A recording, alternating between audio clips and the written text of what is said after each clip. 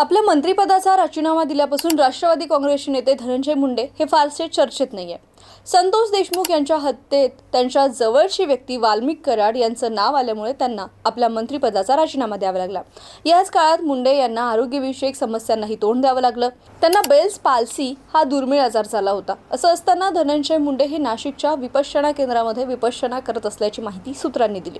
मुंडे यांनी आपल्या मंत्रिपदाचा राजीनामा दिल्यानंतर त्यांच्या खात्याची जबाबदारी आता राष्ट्रवादीचे नेते छगन भुजबळ यांच्यावर सोपवण्यात आली आहे। काही दिवसांपूर्वी त्यांचा शपथविधी सोहळा झाला। सध्या भुजबळ हे अन्न व नागरी पुरवठा खात्याचे मंत्री आहेत। याच दरम्यान दुसरीकडे आरोग्याच्या समस्येतून जात असल्याने धनंजय मुंडे पहिल्यासारखे सक्रिय नाहीत। त्यांनी आता आपल्या प्रकृतीकडे लक्ष दिलं आहे आणि मधल्या काळात धनंजय मुंडे यांनी दोनही डोळ्यांवर शस्त्रक्रिया त्यांच्या झाली होती। त्यानंतर काही दिवसातच त्यांना बेल्स पाल्सी या दुर्मिळ आजारानं ग्रासलं।